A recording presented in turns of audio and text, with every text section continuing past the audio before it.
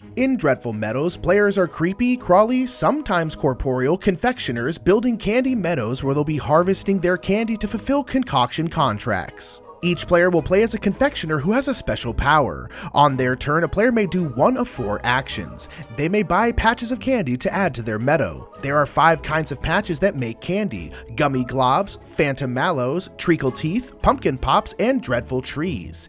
Each patch and candy is worth the amount shown on their patch, either 1, 2, 3, 4, or 5. When you buy a patch, you will choose one from the market, paying the cost on the patch plus any amount below that. And you will then add it to an adjacent patch in your meadow. You pay with the candy that you've grown in your meadow. So if I wanted this treacle teeth patch, I would need to pay 4, 3 for the patch and 1 for the extra cost below. Phantom mallow candy is worth 2 and gummy glob candy is worth 1, so I could turn in 1 phantom mallow and 2 gummy globs to pay for this patch. The next action you may take is placing one of your sugar sprites. These will go onto an empty patch in your meadow, and each adjacent candy patch next to the placed sprite will gain a candy of its type. So if I place my sprite here, I would gain 1 pumpkin pop, 1 treacle teeth, and 1 gummy glob. I wouldn't gain this pumpkin pop here because there is already a candy there and a patch can't have 2 candy. The next thing you may do is purchase a harvester. Harvesters must be placed on a patch that is surrounded on all 4 sides, though they may not be placed on dreadful tree patches. The tree takes up all the room. The cost of the harvester is equal to the cost of the 4 adjacent patches.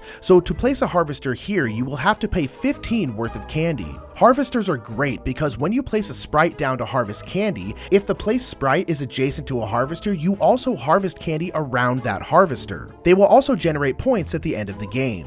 The last action you may do is to retrieve your sprites. You may bring back as many as you want, and every sprite retrieved will gain a bonus depending on which patch they were on. If they are pulled off a gummy glob patch, you will gain 1 candy of your choice and immediately place it on a concoction card. If pulled off a phantom mallow patch, you will immediately place 2 phantom mallow candy on that patch, breaking the 1 candy per patch rule. If pulled off a treacle teeth patch, you will gain a random patch out of the bag and will place it normally. If pulled off a pumpkin pop, you will place a sugar sprite onto a different patch, harvesting normally. And finally, if pulled off a dreadful tree, you will gain the top card of the concoction deck. Let's talk about these concoctions.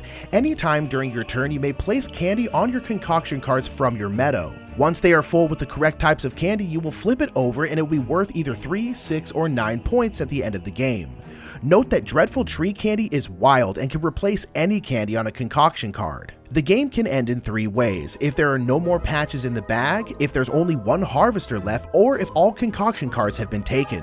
Then players will score. They will score points for their concoction cards, and their harvesters will score points equal to the value of the patch that they're sitting on. And every cluster of patches, that is a group of the same patches together like this, will gain 1 point per patch in that cluster for every harvester in that cluster. Note that this does not include the patch the harvester is on. So this cluster has 1 harvester in it and 5 other patches, so it will be worth 5 points. Note that dreadful meadow patches are wild and will count towards every cluster that they're adjacent to. And lastly, every 5 value of candy in your meadow scores 1 point. And at the end of scoring, the confectioner with the most points will win.